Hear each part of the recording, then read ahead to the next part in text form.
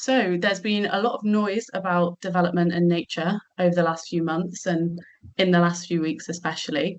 And hopefully today we're going to try and cut through some of that noise. We've got a really great panel with us here today. And to start the panel discussion, each of our panelists are going to give us a lightning provocation, their most hopefully provocative thoughts on development, nature, BNG to get us thinking and challenging prevailing narratives. But quickly, a bit of scene setting before we go to our panel. As we all know, the planning system in England has hard-won environmental obligations for developers. They must, for instance, abide by protections for significant habitats and species, the bats and the newts that people love talking about. And then more recently, the introduction of BNG in 2024 has meant that developers also have to ensure that development leaves nature in a better state than it was found.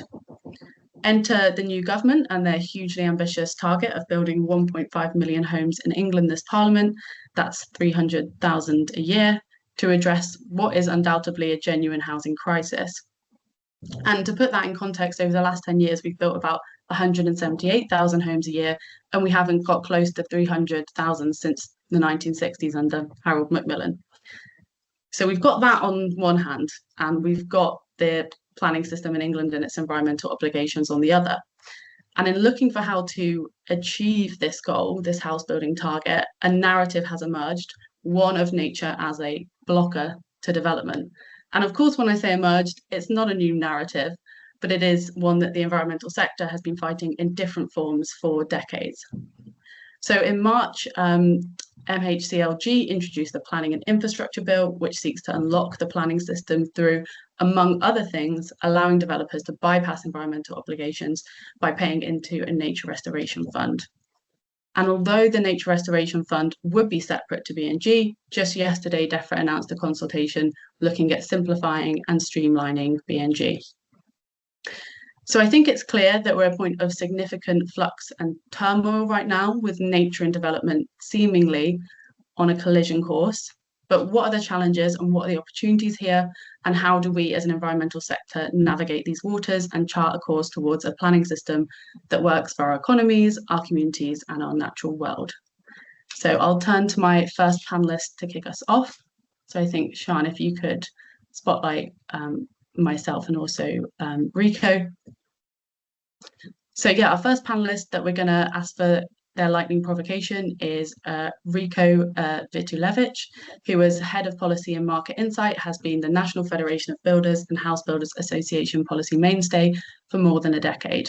As one of the most experienced industry voices, he sits on industry and government working groups and boards, and he has a special interest in biodiversity net gain, having been on various working groups since its inception, speaking to the Parliamentary Committee, scrutinising the Environment Bill, and writing guidance and recommendations for future BNG tweaks and reforms. So, Rico, over to you. Thanks very much, Ellie. So just very quickly, I guess we started getting involved with biodiversity net gain when we were involved in district licensing for the Great Crested Newt. And I thought it was fascinating that you could map a species. And we quickly learnt that actually we don't map our species very well, or there are species mapping, but it's locked away somewhere. And that really gave us the thought that actually biodiversity net gain could be a real positive, and we could build in biodiversity to developments rather than create barriers in wildlife corridors. So we set about really delivering that as an outcome, sitting on the small sites metric inception, and which was fascinating because we really pushed for it to be a simple process for builders to engage. If you've ever seen the small sites metric, it is the spreadsheet of doom. And that's why automated tools like Joe's Blooms actually are more useful, because a builder is not going to use that small sites metric very easily. And I think that kind of started a bit of the cultural issue for us, because we did expect that we were promised that actually the on-site solutions that we were proposing would be part of the strategy. So, your back boxes, your bee bricks, your hedgehog highways, your lighting spectrums, perhaps soils, inclusion of gardens, newt access points across sites. But these were never included in the metric. And we warned that this meant that the development industry would struggle on the smaller sites of sub 50 homes to actually deliver biodiversity net gain at a viable level. And that's really where we are now. Development industry has pushed back so hard because those recommendations were not heard. And bizarrely, privately, many charities supported exactly what we said, but they wouldn't publicly. We were told on a few occasions, it's not comfortable to sit alongside house builders. And while I understand that, this should be about nature. And we really feel that we have been probably the strongest proponents for including nature and focusing on biodiversity net gain. We often call BNG HNG, habitat net gain, because you might be replacing the wrong tree, the wrong hedge, not involving any local species, kind of foods, flora, fauna. And there are solutions out there. So you look at something like the Stratford-on-Avon Part N document, which says where the swift bricks should be. If you don't have any of these solutions as part of the BNG metric, you are going to make it harder for smaller builders. And that's people delivering up to 50 homes. You're going to make brownfield unviable, complex sites impossible, and actually greater levels of greenbelt use, because if you can't deliver it within communities because it's more complicated, then you're going to have to build it outside. And I think as a final kind of viewpoint on this, people think developers make a ton of money. Well, I often call that persimmon syndrome, because you look at what persimmon makes and you think that everyone makes that. 0.3% of builders are that size. The majority, and many are leaving the industry now because there is no money to be made. And biodiversity net gain, unfortunately, alongside the legal costs, the complexities, and the fact it's not biodiversity based, is pushing industry to ask for exemptions and ask for single levies. From the NFB's point of view, HBA's point of view, we would rather it focus on biodiversity. But unless we can agree that there shouldn't be a culture war and work together, we don't see any other option. Great, thanks very much, Rico. So on to our next panelist, which is Seb Ellis, who's an ecologist at Biofarm. Biofarm offers a complete off-site BNG service for developers and landowners, and Seb works as an ecologist on all elements of off-site BNG, including undertaking site surveys, advising landowners and developers, and creating habitat management and monitoring plans. Previously, he has worked in the environmental consulting industry with experience on development projects ranging from householder applications through to nationally significant infrastructure projects. So over to you, Seb. Hi. So my provocation, or my statement, we believe that genuine progress will only be made where development and environmental objectives are linked, and BNG provides an opportunity and framework to make that link. It changes the narrative from nature being a blocker or a constraint to development as a means to unlock nature restoration. And the way we do that at Biofarm, and the way we believe it can be applied, is through off-site gains. So as Rico's mentioned, on-site single sites, it's very difficult to achieve this net gain. There are constraints associated with that. Moving that to the off-site allows a joined up, larger scale nature restoration project to achieve direct funding from the development that is causing an impact, which is in line with the polluter pays principle.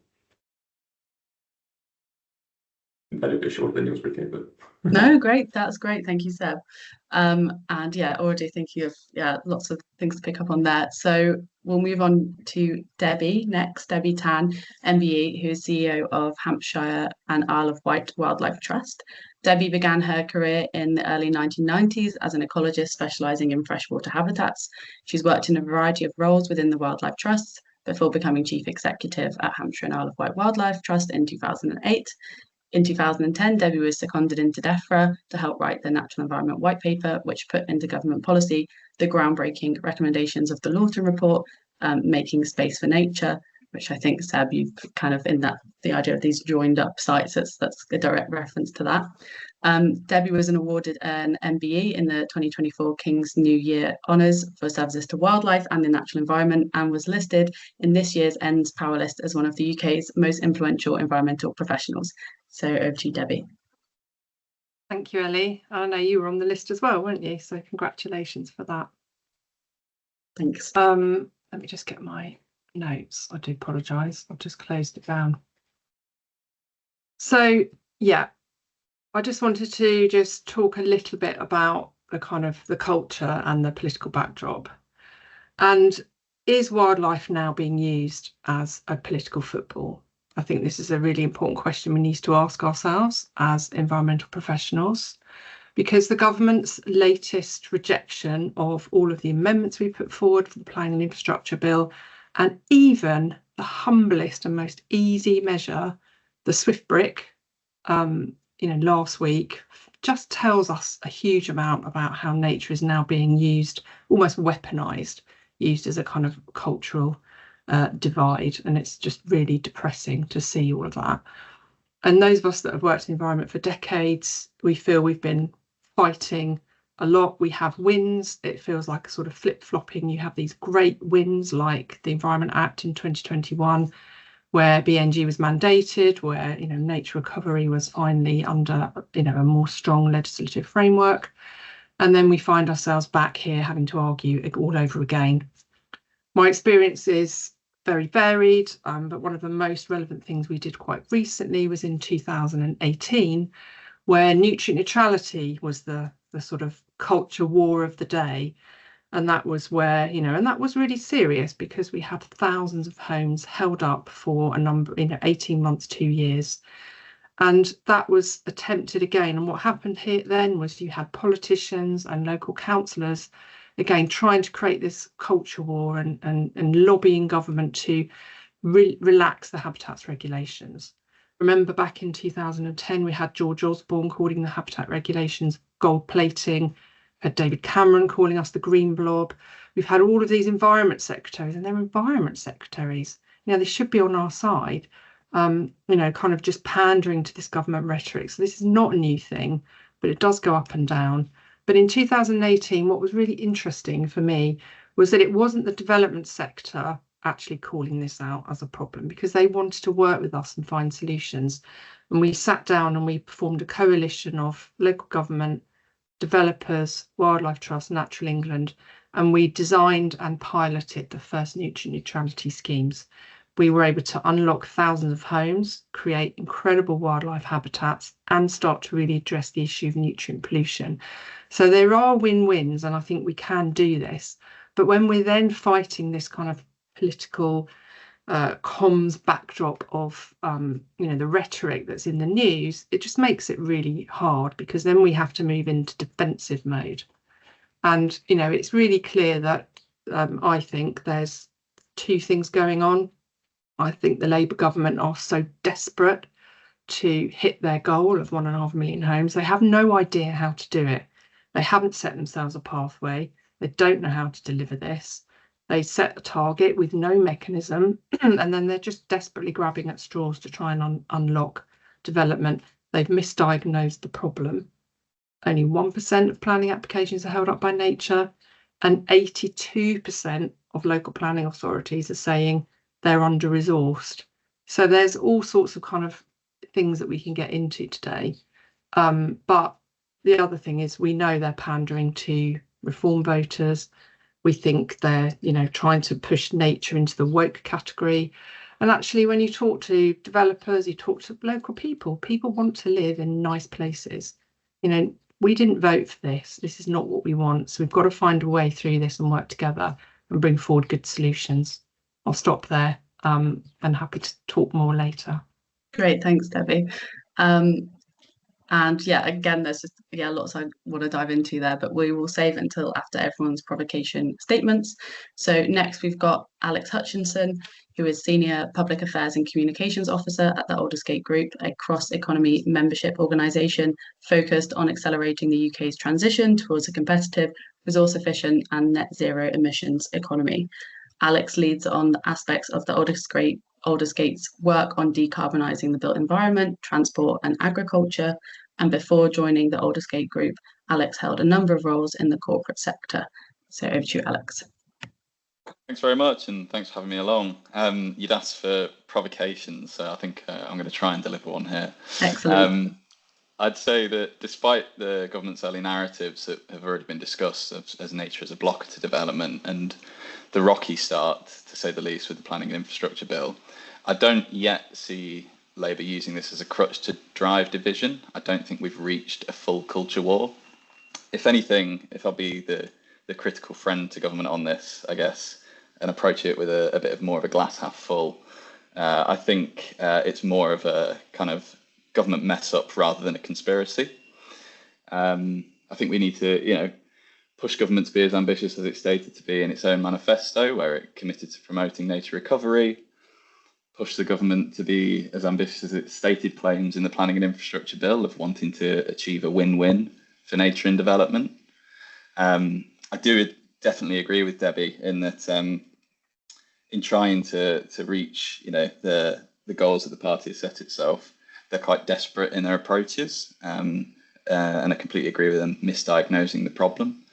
I think that as an industry, as professionals, we need to kind of approach the government in the traditional avenues and continue to try and push them to be better in what they are doing. I do think that, if we really want to look at it, the KCL study on what a culture war is the fundamental difference in right and wrong and the way we approach things. And I don't think it's there yet. I think there's still just almost too much division amongst the departments even. I think there's a lot of work to be done still. Great, thanks, Alex. I love the approach of really academically looking at what is the definition of a culture war. Thank you. So last but not least, we're going to turn to Dave Lowe, who is the Service Manager for Ecology, Historic Environment and Landscape at Warwickshire County Council, having been at the council since 2004. Dave's team comprises ecological, historic environment and landscape officers whose remit is to protect, restore and enhance Warwickshire's natural and historic environments. Dave was instrumental in Warwickshire County Council's participation in the DEFRA biodiversity trial, which was the foundation for today's BNG policy. So over to you, Dave. And there's my loaf of bread. I said I was going to bring it, loaf of bread. You did. Thank you. I didn't expect you to. There you go. And it's appeared. It was only cooked 2 days ago. So luckily it's not been there since 2012. So it'll be green by now if it had. It feels like it could be green for my provocation, because I go back. Why do I put loaf of bread up there? Because in 2013, that was a business and biodiversity offset program event on biodiversity offsetting, as it was then, and people around the world from China, Africa, etc. were there, and I sat on the work group with RSPB CEO Tom Chief from Environment Bank, as then previous Natural England Science Officer, etc., who was pushing this through in those days, and David Hill was there from Environment Bank, and I was asked what my thoughts were for biodiversity offsetting then, and I said they were the best thing since sliced bread. Sorry, it's not sliced yet, but there it is. And people said, why is that? Because there was a lot of greenwashing discussions going on, even by RSPB was next to me, etc. And I was there saying, well, we are 2 years into a pilot, we're still learning, we haven't got everything sorted. But my provocation is, why was it put in the first blinking place? I think we have forgotten that. And I think we're now getting into semantics and silliness within the whole thing, and putting it into the planning process. So what the previous speakers have said, I agree with some, not all, etc. With what's been said. But why was it there? Death by 1,000 cuts. And remember that one? Stop the rot. All those other things we've done over many, many years, and it's not solved the problem. So we needed something useful, drastic, possibly, easy, open, fair and transparent, and I think we have that for habitats alone. I've been giving planning advice since 1991, where we didn't have any legislations at all to go through, apart from the Wildlife Countryside Act, so please save the badger if you possibly can. That's about all we could say at Derbyshire Wildlife Trust when I was there doing planning advice stuff. Ask for the world, we'll never get it, is what we used to say. We can now got to the idea that I'm leading a team of 14 ecologists, 7, 8 of them, particularly on planning applications, etc. We're not under-resourced in that way. In Warwickshire, they're paid for by the districts and boroughs. We're 2-tiered, etc. And we give consistent planning advice all the way through. And we now have a metric to measure every single type of habitat, the biodiversity value of every single value of habitat, be it arable land, through to improved grassland, etc. and improved grasslands, etc. And we can give a value of that. It gives a direction of a mitigation hierarchy. It brings together so many aspects I've been fighting for since 1991 together in one metric. It is absolutely brilliant. And as is small metrics, I agree, Rico. Is my phrase to that one. We were looking to have something called defined as a Warwickshire tax for de minimis, so no exemptions, basically. That if you were going to impact on biodiversity, it was a certain amount, then let's not worry about doing a whole metrics. Let's have a sort of de minimis. And it was called DEFRA, called it the Warwickshire tax. What have they produced now? Anything under so many units, you can go straight to a biodiversity and buy a credit from a unit from government. And you sort of go, well, I told you that how many 10 years ago. Best ways to go through. You can streamline the process. You can make it easier to use. Species should be not part of it. It just confuses the matter. I'm going to say that for Rico so he can shout at me later. Bat boxes, nothing to do with it. That sort of species issues. To keep them separate. If you've got ecologists there, you can deal with them first, and then you're left with the habitats to do the gains afterwards. It worked brilliantly when we were doing it as Warwickshire offsetting. Everyone was happy. Clean and easy through Section 106s. Have a local tariff. That tariff is collected in the Natural Capital Investment Strategy. It's delivered locally. It increases the biodiversity. It's aimed at the local nature recovery strategy now coming in, which we've had since the GI strategy in 2013. We had a cunning plan. We were delivering that cunning plan.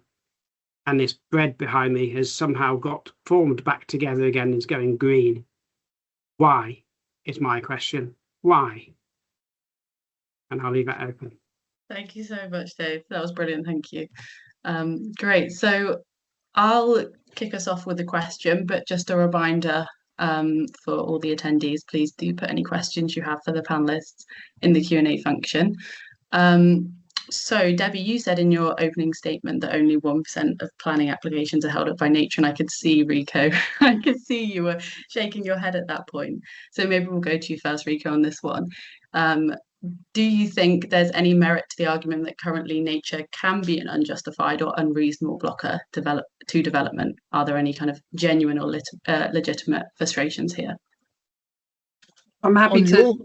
Who are you asking, me or Rico? Sorry, I thought we'll go to Rico first, and then I'll open to the rest of the panelists. No worry, Debbie.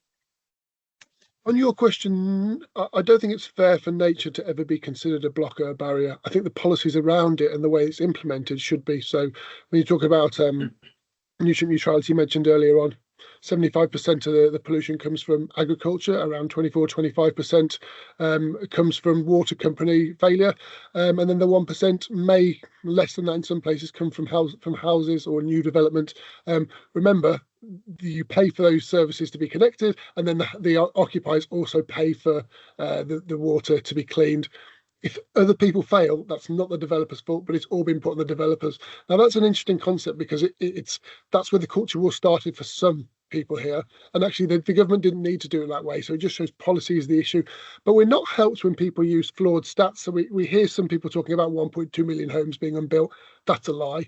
Very clearly not. There's double counting. There's conditions. If you can't actually build the site because you're not allowed to get on the site, that's not a permission. But Debbie mentioned the 1%. It's a stat based on appeals. Now, there's a real problem there because that ignores the due diligence done on a development. So you may need to do a preliminary roost assessment, say if it's for a bat. You can do that all year round. But if you need to do an emergence and a re-entry survey, that's May to August. And you might need 3 surveys. You might not be able to get an ecologist. So that's 1 year you may have to wait. You might then find activity during either before the application is fully in or not. That then might delay for a year. And surveys only last for 24 months. Well, planning on a site of 50 can take 18 months to get. And some local authorities won't accept that 24-month period. So that could be a 4-year delay before you're able to submit it. That would not be part of that 1% calculation. And that really tells us that people don't understand how the system operates. And on biodiversity net gain, it's a really interesting one because if we understood more about biodiversity, and I think what David said there was actually quite insightful, it's a different approach that has a strategic outcome. And it means that you could embed Swift bricks without a major issue. But our position on Swift bricks is, and we're probably the biggest pushers back on this, is if you embed Swift bricks, which can be used, they're acceptable across the whole country, you then remove their possibility from the metric. If we had David's system, we wouldn't need the whole layer upon layer, but we're not in that position. So being strategic about outcomes is actually really important. There's loads of data out there for us to start having that debate, but unfortunately, it's never about that. And nature shouldn't be a blocker. It's the policy and the unintended consequences that get ignored that is. Great, thank you, Rico. And Debbie, I'll give you a chance to respond to that. Yeah, no, that's fine. And I was quoting the government's own report, so, you know, which we all know is flawed. Whatever the number is, it's small, you know, 1%, 5%, even if it was 20% that are slowed down by policy, it's still small, and it is not the main reason why housing delivery is slow. I suppose that was my main point. We can argue about the numbers. I'm more than happy to do that, but I guess the main point is, you know, you've seen many reports, haven't you, about local authorities. They're all crying out for more resources. I remember the good old days when Hampshire County Council had 9, 10, 11 ecologists. They have like 1 now. District councils don't have any. You know, so these are the issues. We don't have the skills. You know, the ecology sector is booming, but they're probably under-resourced. So the whole system is not being implemented properly. Local record centres used to be funded by Natural England. They stopped funding them 10 years ago. So there's all of these kind of other things that are going on, which are all making it really hard for the whole sector to work together. And then we also have, you know, this kind of misdiagnosis of the problem. So I think all of it pulled together makes the whole thing really hard, which is why simple solutions, you know, and I love what you were saying, David, about the Warwickshire model, and I did follow that many years ago. And what we've done with our nutrient neutrality model, you know, we've made it really, really simple. And by the way, I fully agree with you. You know, it's not fair for developers to pay for all of that. It absolutely isn't. We've got to get farming policy right. You know, we've got to make water companies do their job properly. So, you know, that's not to say that those things aren't to be done. Of course not. Developers have a minor impact. But of course, with the nutrient neutrality schemes, what we're doing is we're taking the worst polluting farmland out of production and rewilding that. So you are hitting that kind of agriculture impact at the same time. But, you know, let's not get into polluter pays and polluters being paid, because I'm sure that's a debate we could have as well. But yeah, it's a complicated picture. And I think when you come out of the specialist world into the generic kind of general world of the general public, you know, it's really complicated. I think the environmental sector loves to bring in horrible acronyms and very, very complicated metrics. And we do somehow make nature just this kind of myriad of complication, and I don't think that helps us when we kind of zoom out and have the bigger conversations with people that don't understand. Yeah, and I think, you know, we can get into that as well with some of the discussions around the comms on this, and how potentially this could be improved. But Dave, I think you want to come in. Yeah, I just want to out of propagation again in some ways. Warwickshire County Council, yeah, we're heavily resourced. We have ecologists, and they are supported by our SLAs of our districts and boroughs. In Stratford district, you mentioned, I thank you for your reference to the SPD there for voluntary biodiversity enhancements. You've got there some good advice on that one. They're voluntary, by the way, and they should be in that sense for those who want to do good. But we were called into a meeting because 97 of applications that were put to went over their 28-day statutory period were on ecological responses at one time. Bats, basically, you're saying, using your terminology beforehand, your example. And they said this is not good enough. I said, well, this is because you should be validating ones which have got a bat report. So if you actually, when you stripped it down to the bare bits of it, there wasn't information to deal with bats right at the very beginning. So we turned it around to the fact that we actually respond to last quarter was 98% of ecological responses we do. We do 3,000-4,000 a year responses in Warwickshire. We're on time within SLAs. Within 7 days, we would get back to local authorities. You can do it. You can speed it through. They do not register the planning application until there is a preliminary protected species service now. So everyone knows in Warwickshire you must do it up front. No biffs, no rebuts, etc. If you don't and you miss it and you get it through by some hook or crook, you may be delayed and you will have to refuse it, or it will get refused, or you withdraw it. So if the message on comms, to bring that in then, is there in the planning system, people know what they need to do, and it's there, and we are there to help. We have a discretionary advice service. They can come to us and say, we don't need a bat survey, do we? And we go, actually, we agree you don't. You can send that into the application with your planning officer response and say, fast process, please, because we've already done it. So there's a pragmatic approach to planning, I call it planning as a negotiation from day one. You can go in there for some things you have to meet legally, but have a chat, talk, discuss. If local authority ecologists are funded enough to be there, then the process is so smooth. Nature will not get in the way of anything. It's just good project management. And it's just a consideration of all those other things Rico's mentioned, etc. And then I'll come to stacking and bundling for nutrient neutrality and things later if we have time, but I'll leave that aside. Great, thank you, Dave. So, we've kind of heard there from Rico and Debbie a pushback to my initial question of, is there any merit in the argument that nature can be a blocker to development? And we've got a question from Liz Anderson that says the panel have said that the government has misdiagnosed the problem. So kind of, if the problem isn't that nature is a blocker to development. So bearing that in mind, if you had a chance to speak to Angela Rayner for 5 minutes, how would you explain to her the real problem?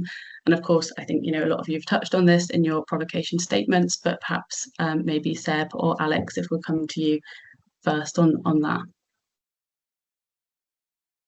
Yeah, sure thing. So, I mean, for me and for my role kind of with BNG, I'm less on the planning side. I'm not working with the developer directly as my client, getting through the planning application process. I will interact with them post kind of the application validation and then prior to commencement to assist with the BNG applications. I guess the advice to 5-minute chat would be the role of ecologists, the role of environmental professionals is to try and make the incredibly complex somehow understood so that good decisions can be made. And it can't be done in incredibly short timeframes, and you need data, you need something to measure so that you know what the impact and your outcome actually is. If you do away with the measurement and the kind of data collection at the front end, how can you say with any confidence what is happening at the other side? Because if you've not got a baseline, what's your end result? So it would be kind of trying to educate and understand what the role of the ecologist and the environmental professional is within this system, how the different legislations and the different policies that apply, species, habitats, how this all fits together, and how I think David said it very well. It's a conversation. How can we have this conversation so everyone's aware of what they need to have to show at the front end and how the system may progress? It can't be, in my view, it's a very, very complex system. The environment is a complex thing. It can't be simplified just to one set of numbers. It has to involve experts and a conversation at some level. Thanks, Seb. And before I open to the other panelists, I'm just going to throw in another question from the chat, which is very relevant to this. So in terms of diagnosing the problem, Rico makes the point that a planning application could take 18 months to be determined. Why is that taking so long? If it's not nature, what could make that process faster? So whoever wants to go on that. I can come back if you like. That's on the site of 50. There is loads of things. Nature is just, you do all the preliminary stuff. That's where the big delays can come. Obviously, that's not factored in, but it's Section 106 agreements, allocations in local plans. Most people don't understand how housing actually comes forward, whether the planning politics means it goes to committee, conditions, when raising money. So when we didn't have planning conditions, or they weren't individually chargeable, we only had maybe 10 planning conditions. The minute they became individually chargeable, we had 30, 40, 50, because, each one you have to pay to get signed off. The statutory consultees, their delays, and they're causing major issues for the planning officers. It's absolutely not their fault, but they don't respond in time. Highways, water. The planning system is discretionary, unfortunately, and there are no real strong timeframes. And unfortunately, land use is opposed, and that means that many things don't get delivered, and it means that then people oppose development. So it's very complicated, the planning system. How could you improve it? Well, I actually think that if we had more design codes that created certainty, we could have more money then spent on ecologists, on archaeology, on the really real key elements, and some digitisation and AI would be great to assist in kind of resourcing the less required. Pre-application shouldn't require a lot of time, but unfortunately they do, and they're not certain. So then you take that money away from ecologists. we think that the small sites metric should be extended to 50 homes, with digital technology used to kind of prove what a site looks like first, so no one can trash a site, and then you could have an automated tool designing the on-site solution. Say that would be a great way for them then to have an ecologist employed by the local authority to do the real strategic stuff, mapping species or whatever it might be you might want to do. That unfortunately doesn't happen, and we don't take that view, and I think it's partly because government is terrified of building homes and that making the decision to do that. They prefer to pass it down the chain, and that unfortunately ends up with the developer being blamed, because even the local authority doesn't want to take the accountability, well proved by the fact that they just don't let the planning officers, who are experts or within the planning departments, actually make the decisions always for them. So thanks, Rico. And Alex, I'll quickly come to you on that, but then I think, if we move on, because we're already getting through the time. Thank you. Yeah, I can make it quick. I wanted to go back actually to the, if you could speak with Angela Rayner. I'd also hope that there were Treasury officials in the room, or the Chancellor herself, kind of in the context of the spending review coming up on the 11th of next month.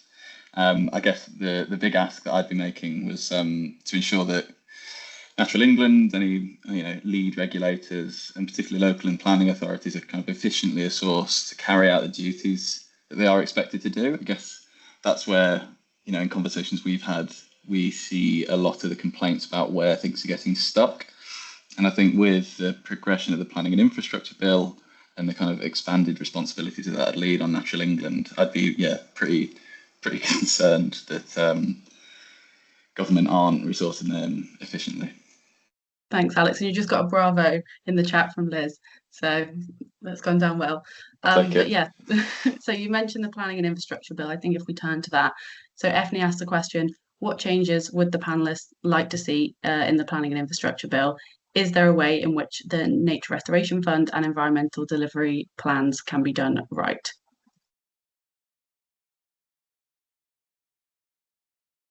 Social accountability is what I like to see put within that, i.e. offset locally. How is anything going to be delivered? How is the national tariff currently being offsets in one local planning authority? Is that going to go towards gain in that local authority? Nature market, national market at the moment is still looking at some offsets in centre of England. I won't be too specific. Is going to the northern England, so because it's cheaper to deliver, etc. That's what needs to be resolved in that sense. Bring forward the whole gambit, as Rico was saying, and I think Dave was also saying, in that local nature recovery strategy. There's how is it going to be done? I haven't seen any formal plans of how that national tariff was going to be delivered. I'll just leave it as that. Therefore, how can you do a nature recovery system if you haven't got the bare bones and understandings? I sit in lots of steering groups and sounding groups and GCL expert panels, etc., and I understand what can be done. Neutrality. I'll just love it if all these strands are pulled together in one simple fashion, which I've been shouting out since 2013, which I thought this is where we're heading for. We seem to be just diverted all over the place. Debbie, I can see you've got your kind of hand up. Yeah, I mean, I think this comes back to government rushing ahead with something that's poorly thought through. And this is one of the reasons why there's quite a lot of people calling for a pause. It just needs a lot more thinking about, I think, piloting, testing, drawing on good practice, pulling strands together. It's a rushed mess, in my opinion. There might be some role for a strategic fund. It might well work quite well for nutrient neutrality. It doesn't work for species. There's all sorts of issues with, I have a problem with everything being done by the state. What happens to private sector markets if all of that money is kind of managed by Natural England? There's a huge risk that, this money is used to prop up other bits of government that aren't properly funded. So if the spending review doesn't give Natural England the money they need, this nature fund could be seen as propping that up. I've even heard rumours that it might be seen as propping up things like farm payments, for example. And it comes back to what Rico said. Why is it developers paying for everything? It's just not on. Where a lot of this stuff is underfunded. There isn't any join up with LNRS properly. We've got the land use framework coming, which could be really transformative if done well. So there's not enough join up. The Nature Restoration Fund might be good, but at the moment it's not. It's a mess. It's a disaster. It also gets rid of really important things like mitigation hierarchy. And I've been in meetings with the Secretary of State and with government officials, and they have very clearly said they think the current environmental rules are too rigid. They need flexibility. Now, flexibility equals uncertainty, I think, because if you're saying the rules are not fixed and they're flexible, that just brings all sorts of uncertainty, which is not how markets operate. Markets need really good, strong rules, and they need clarity. We've already seen a cooling of markets in the last few months because of the uncertainty. So we've got schemes that are held up. We've got people wanting to invest in schemes that won't do it now. So, it is a bit of a mess. And I think the whole thing needs to just be paused and really looked at and work properly with the experts. There's a lot of expertise out there, and government need to pilot this before rushing it through, in my view. Thanks, Debbie. And yeah, definitely with the uncertainty, I've been doing a lot of work on kind of BNG, and that's been a real issue for BNG.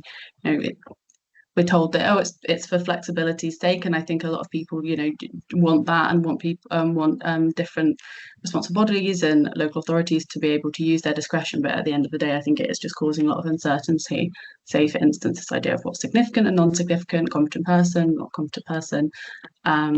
Rico, you've got your hand up. I'm just going to quickly agree with Debbie there. As the industry that has money taken off them because we're cash cows, I completely understand how uncertainty is creating an absolute nightmare for organisations that invested a lot of time and money into something and then might have it all pulled from under them. So I would agree on a pause to understand actually what the outcomes might be is really important. And I'm not entirely sure that there are enough voices coalescing around that reasoning, and that actually does need to happen. And I do worry that there's a fragmentation between business and environmental charities. It's making it harder for us to pull together in the same direction.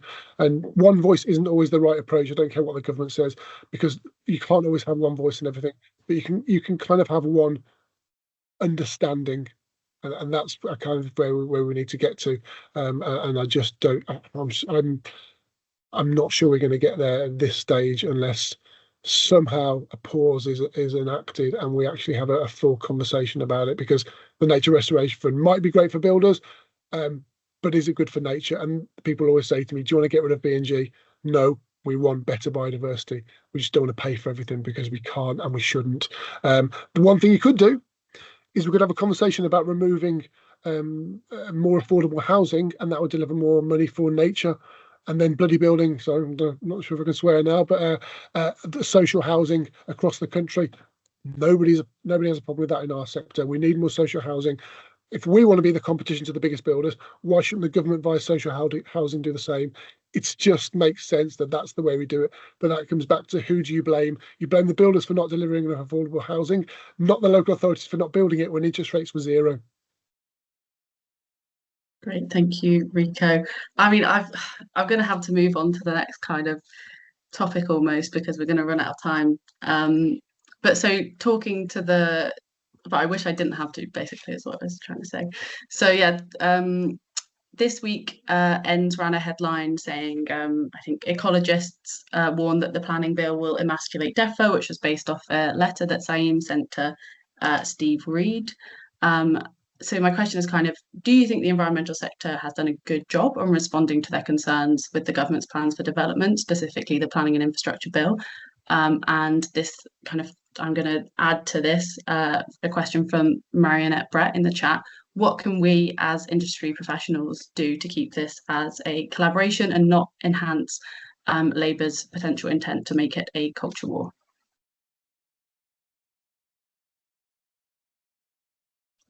Perhaps, Debbie, if I might go to you, seeing as potentially you could speak from your experience from nutrient neutrality, but actually Seb's got his hand up, so we'll go to Seb first. Okay. Yeah, so again, more from my perspective, from the BNG side of things, when I explain to people what I do as an ecologist, like I think Debbie, you alluded earlier, when we as environmental professionals speak to people outside of the industry, there's a lot of acronyms, there's a lot of things that you can't really get across.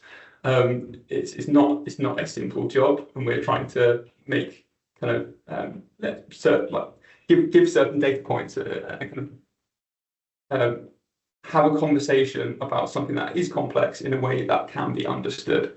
In terms of making sure this does not become a new culture war, it's understanding that everybody that I've met and spoken to across landowners and across developers and ecologists, we all broadly want the same things. We disagree on the methods to get there. So we like the concept of clean air, clean water, and nature. We want these things, and it's small disagreements on the ways to fund this and to get there.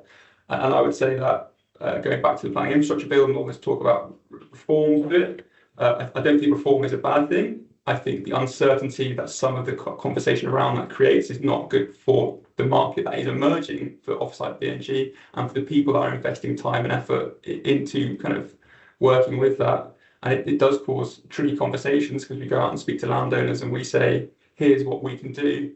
And then they go, oh, the headline in the news is that all of this is going to get scrapped. So it's some level of certainty.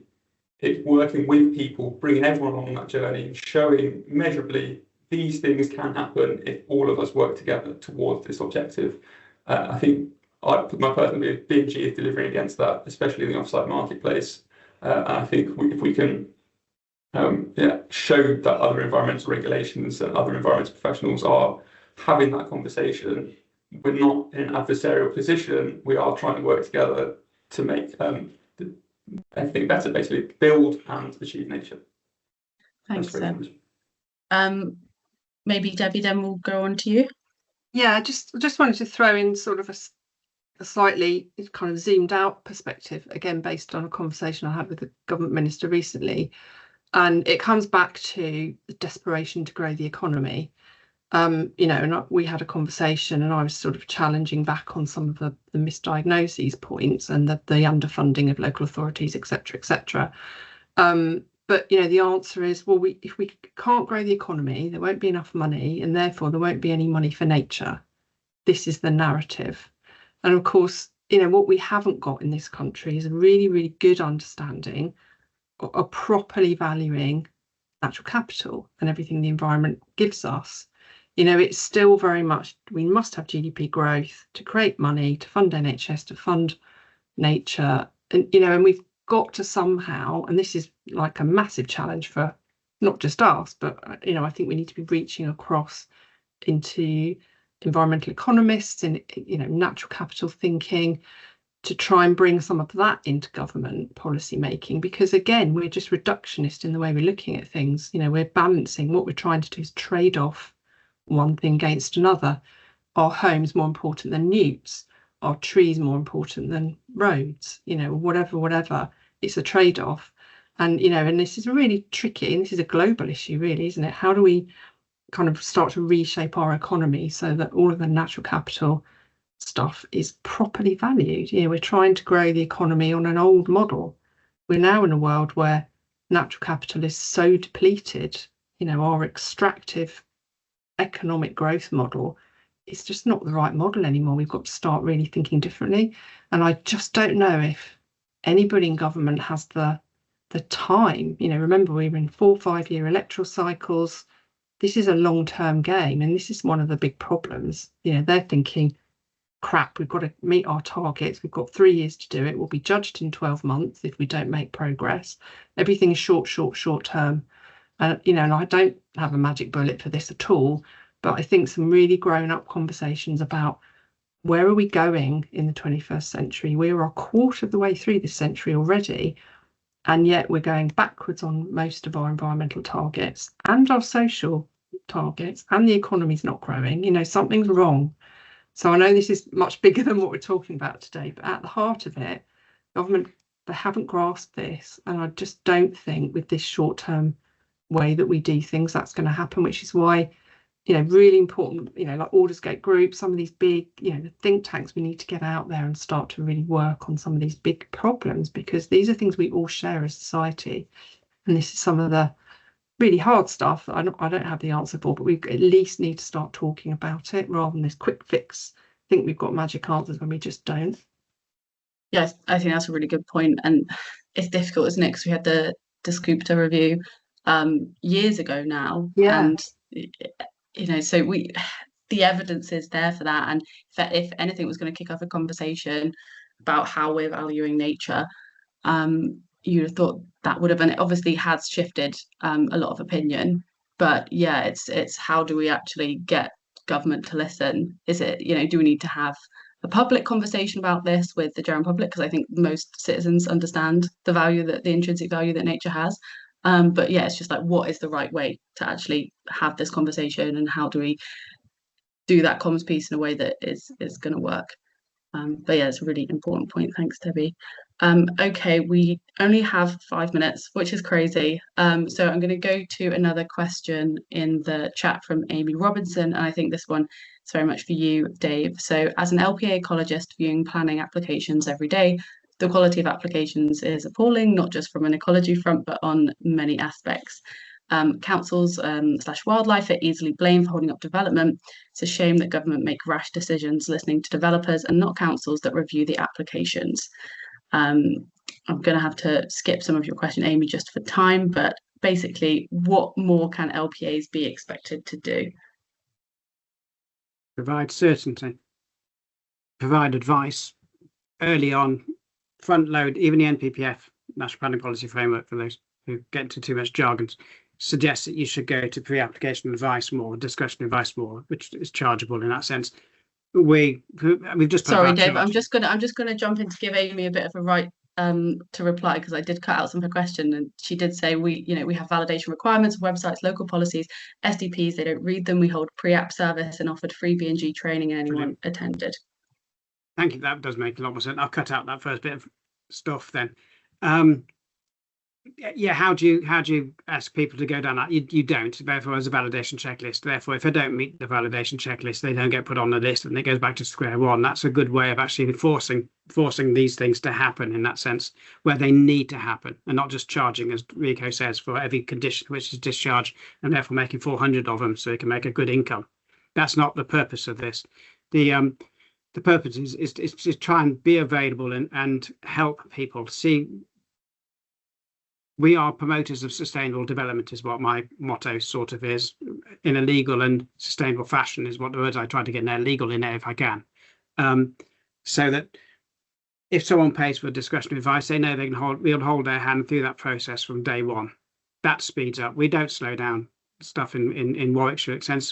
When Michael Gove was Secretary of State, there was Berkeley Homes or About Homes sitting opposite and saying, we like working in Warwickshire because they're there. Local authorities there. So if you can fund it and you have that philosophy within it, all planning officers are in the same sort of way. We would love to take things forward. If I had, going back to the Angela Aina statement, I think it came out, I quickly read one of the little sound bites that came out, was it would be really good if we could make some of the developments we say yes to actually happen. That would be useful. Why? Because when I did biodiversity offsetting in the first instance, we had 4 million in the first 2 years of offsetting, pseudo-mandatory. We had £4 million on our books that we could be getting in for biodiversity net gain, biodiversity offsetting at the time. We got in £250,000 2 years later because vast majority of applications never went ahead. How much drain is that on planning authorities that we get tons and tons of applications in which don't happen? We would 5 years landing, 5 year supply. If all those applications happened, we would meet those targets in most authorities, etc. How does this land banking, if it's not land banking, please Rico, what is it? What is a blockage? We could have met these targets of housing by now if they all went ahead. What's going wrong in the system? Sorry, that's not a way of answering a question in some way, but it is. No. It takes so much resource looking at ecology, every single planning application, when we could just focus on the ones that are going to head. Absolutely. Well, we've got 2 minutes left. Sorry, can I Rico, I'm just going to be questions. Oh, go on. Sorry. I'm going to be really cheeky and still do like one final question. And sorry, we might run over by a minute or two.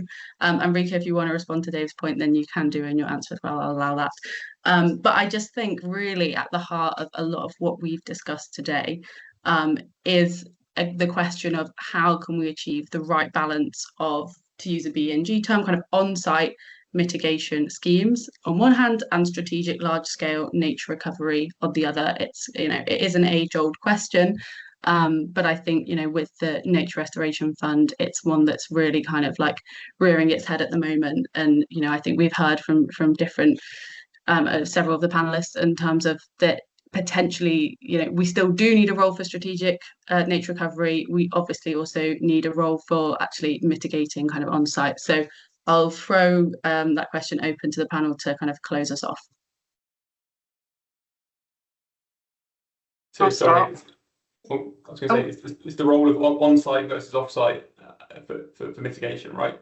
So, yeah, because this is what you said in your provocation statement. So absolutely. So the BNG kind of regime, the BNG tool, BNG metric is built on the basis of the mitigation hierarchy. And it does that. The higher value habitats are higher value, they get a higher number. So on-site developers should hopefully be avoiding those habitats as the first point of call. The ones that they can't avoid, the development might surround. We're hoping that they're following that mitigation hierarchy and then retaining those on site. And then there is a need to create the 10% gain. That is possible on some sites, on others it isn't. Where it isn't, we would always say, as much as you practically and pragmatically can do on site, you can't create lowland meadows in the middle of a housing estate. You're not going to be able to create entire woodlands in between plots of gardens. So as far as you can do for the habitats on site, go ahead with that. And then off site, you can contribute to a larger scale landscape recovery. Different councils and authorities across the country working towards the local nature recovery strategies.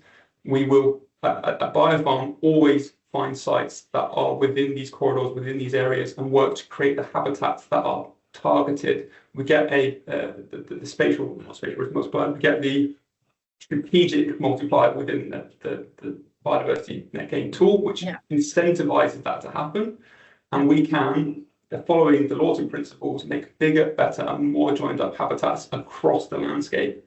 So we absolutely don't want to be taking habitats and biodiversity off of development sites, but we want to make sure it's a pragmatic and practical approach. You can't create incredibly rare, great habitats in the middle of a housing estate, in the middle of development sites, on phase developments. That's not possible. It doesn't mean you shouldn't do anything, but what it does mean is that you can then contribute to an external habitat bank or somewhere else in the landscape where there's a landowner with a feature that can be buffered and joined up. That's excellent. Thank you, Seb. Yeah, I agree with what you said there, really. Anyone else want to throw their final kind of 2 cents in before we'll have to bring it to a close? I was just going to really agree with you, Seb. I've put a similar point in the chat. I think it's got to be both. I've always had a bit of an issue with on-site BNG being called BNG, and I wonder what happened to green infrastructure, because that's essentially what it is. It's also really important, isn't it, for people to have access to nature and connect with nature, and that's one of the reasons why we have a society that is not as connected to nature as it should be. So that's a really, really important part of lovely places to live where you can connect with wildlife and nature, but it is not the same. And I really agree with you, Seb, that the rarer stuff, and let's not forget 30 by 30, that is more than double what we currently have in terms of high quality habitat. That is a massive target, and that is not going to be delivered by piecemeal. That's got to be strategic, but we have to have both. It's not one or the other. Amazing. Well, I will have to bring it to a close here because we are 2 minutes past. So yeah, it's been cheeky of me to kind of push it over a little bit, but it was just such a great discussion. So I'll wrap up very quickly. Thanks so much to everyone for attending and for your questions and being such a great audience. Thanks so much to our excellent panelists for giving up their time to speak about this really important and timely issue. And yeah, hopefully see you at one of our events soon. So yeah, bye everyone. Thank you.